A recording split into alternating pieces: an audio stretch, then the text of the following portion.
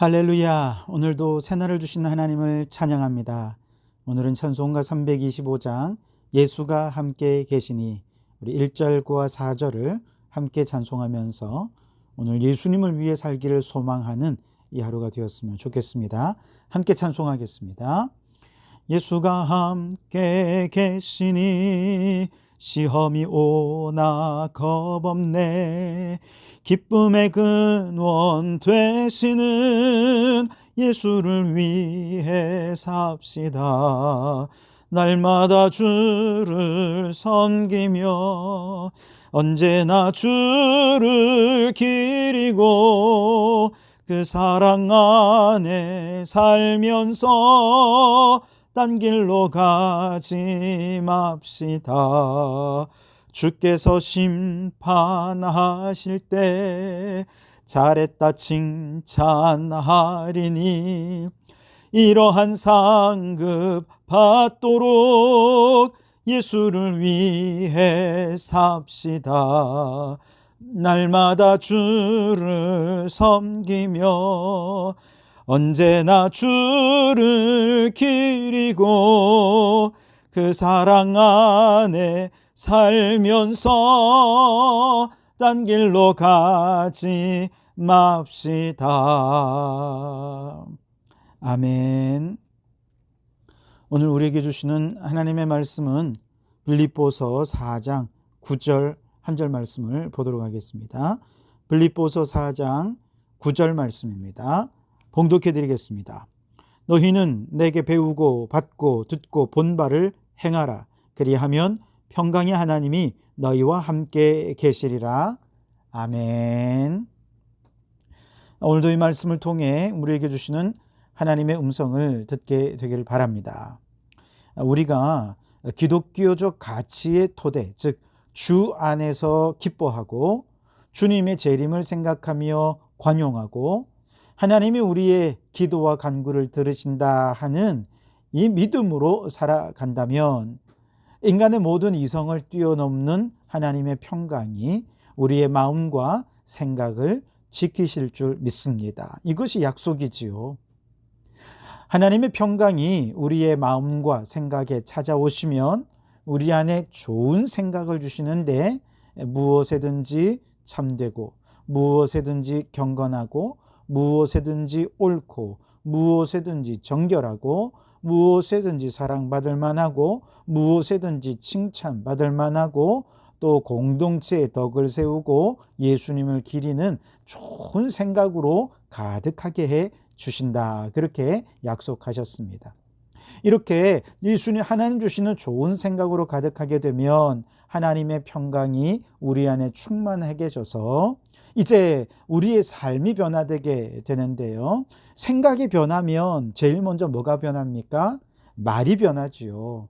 말이 변하면 행동이 달라지고 그 행동이 쌓이면 습관이 되고 그것이 그의 인격과 삶이 되는 것 아니겠습니까? 그래서 하나님의 평강이 우리의 마음과 생각 속에 좋은 생각을 주시고 그 생각이 말이 되고 말이 행동이 되고 행동이 습관이 되고 습관이 인격이 되면 그 기독교적 가치관으로 살아가는 바로 그 변화된 삶을 우리는 그리스도인의 삶이라 이렇게 얘기를 하는 거죠. 초대 예루살렘 교회 성도들은 이 기독교적인 가치관, 즉 믿음으로 살아가는 것이 그들의 습관이 되었습니다. 인격이 되었습니다. 그랬더니 온 백성에게 칭송을 받았다. 그렇게 이야기를 하죠. 안디옥 교회 성도들도 이 기독교적인 가치관, 오직 믿음으로 살아가는 것이 그의 삶 속에 그대로 드러나게 되고 예수님의 향기로 살아가게 되니까 그리스도를 따르는 사람들이라는 별명을 믿지 않는 사람들로부터 얻게 된 것이지요. 적어도 그들에게서 그리스도의 향기가 나타났다는 것입니다. 이처럼 하나님께서 평강 중에 주시는 선하고 좋은 생각들을 입술로 선포하고 손과 발로 실천하고 행동할 때 바로 그 믿음을 우리는 살아있는 믿음이라 이렇게 얘기를 하는 것이지요. 그래서 여러분, 죽은 믿음이 되지 마시고 주님의 말씀을 실천하여 살아있는 믿음의 소유자들이 되시기 바랍니다.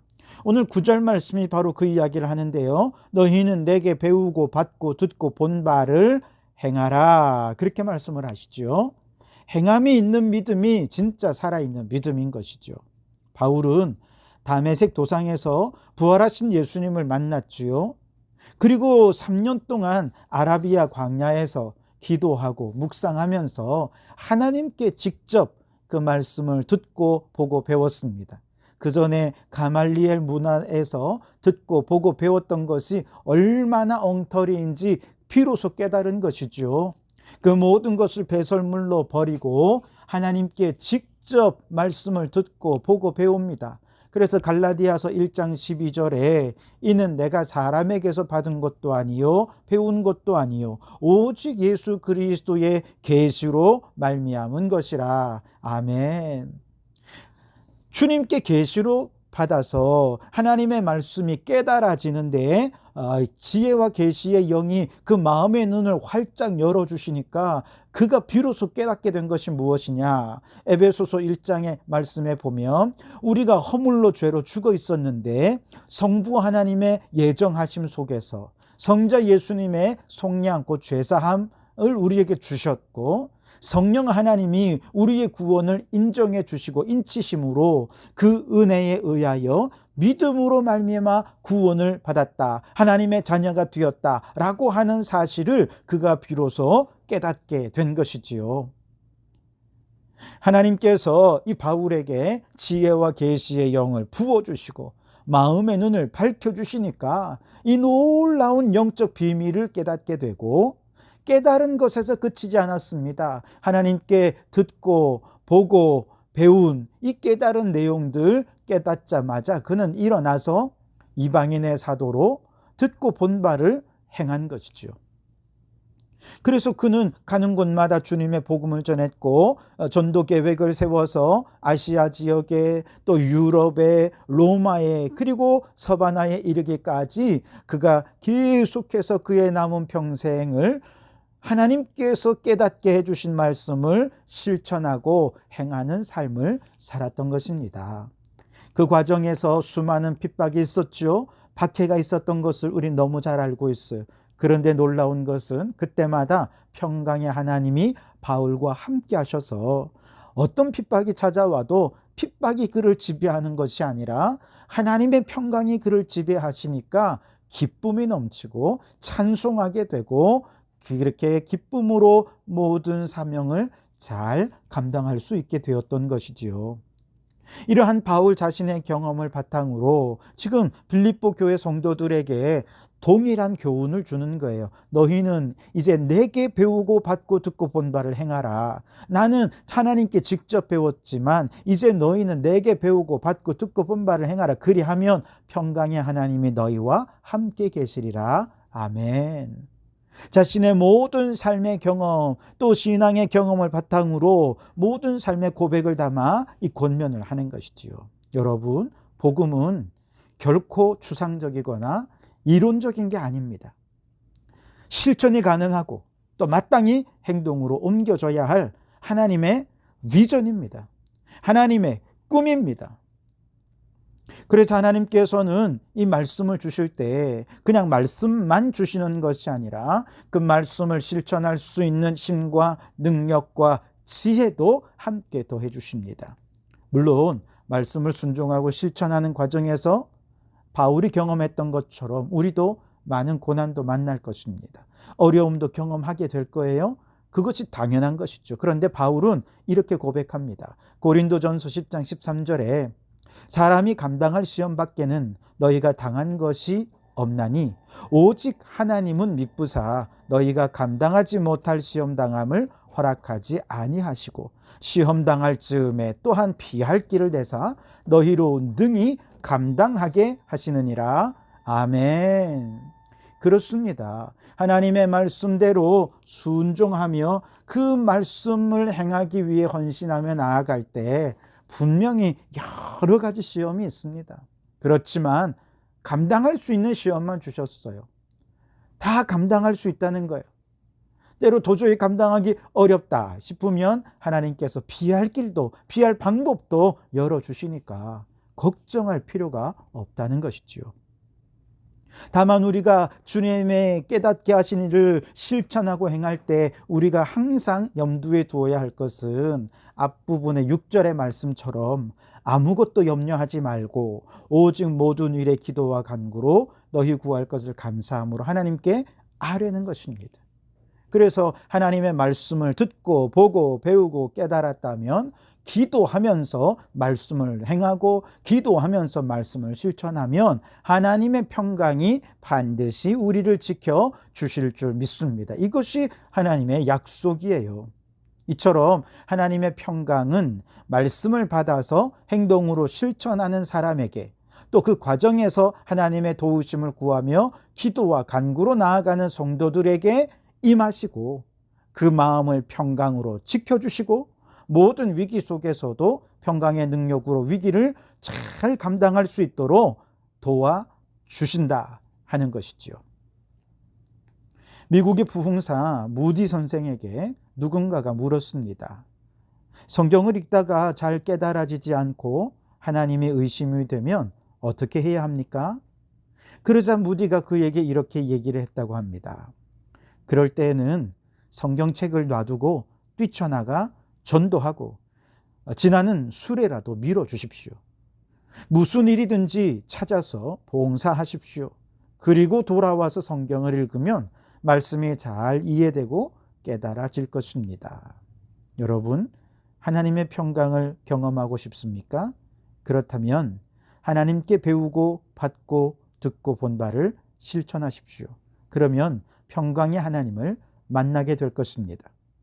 하나님이 주시는 평강 가운데에서 하나님의 말씀을 더 깊이 이해하고 깨닫게 되길 원하십니까? 그렇다면 모든 일에 기도와 간구로 감사함으로 하나님께 아뢰면서 배운 내용들을 실천해 보십시오. 그러면 하나님의 평강이 그 마음과 생각에 임재해 주셔서 말씀을 더 잘 이해되고 깨달아지게 해 주실 줄 믿습니다. 그래서 실천하며 말씀이 깊어지고 말씀을 더 깊이 이해하면 우리는 더 깊이 실천하게 되고 그러면서 우리의 믿음이 그리스도의 장성한 분량에 이르기까지 성장하게 되는 것이지요. 마태복음 11장 29절 말씀에 예수님께서 그런 말씀하시죠. 나의 멍에를 메고 내게 배우라. 그러면 너희 마음이 쉼을 얻으리니. 그렇게 말씀을 하십니다. 쉼은 아무것도 안 하고 가만히 있는 것이 쉼이 아니라는 거지요. 물론 육체적으로 절대적 쉼이 필요한 경우들이 있습니다. 그래서 성경의 원리대로 우리는 일주일에 한 번 일을 멈추고 쉬어야 돼요. 땅의 경작도 멈추고 출근도 멈추고 그래서 땅도 쉬고 또 짐승들도 쉬게 해 주어야 합니다. 그러나 진정한 쉼이란 단순히 아무것도 안 하는 것에서 멈추는 것이 아닙니다. 이것을 뛰어넘어서 예수님과 함께 멍에를 매는 것입니다.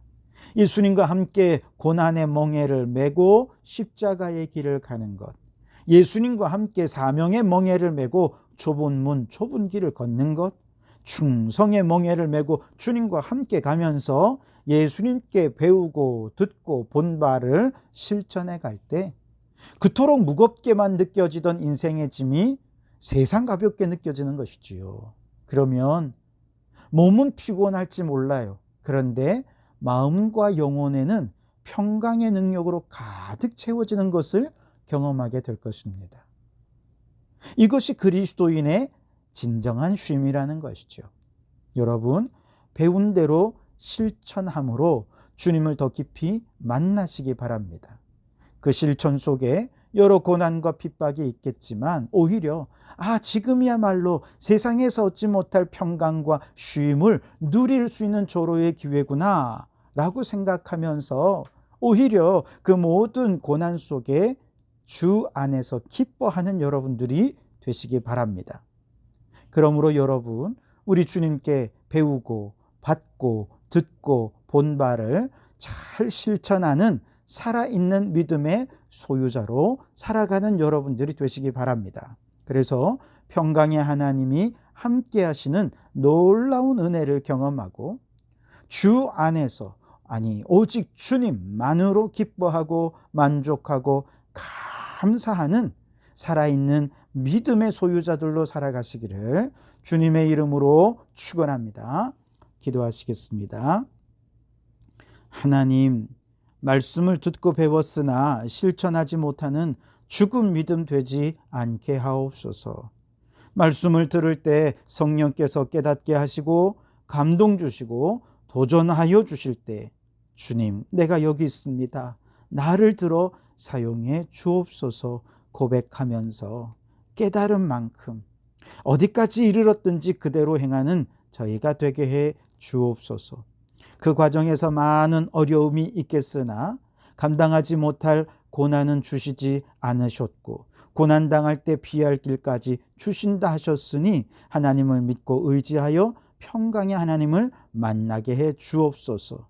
매 순간 주님과 멍에를 같이 메고 주님께 배우게 하여 주시고 배우고 듣고 본 바를 주님과 함께 걸어가면서 실천하는 저희들이 되어서 살아있는 믿음의 소유자로 살게 해 주시옵소서. 예수님 이름으로 기도하옵나이다. 아멘.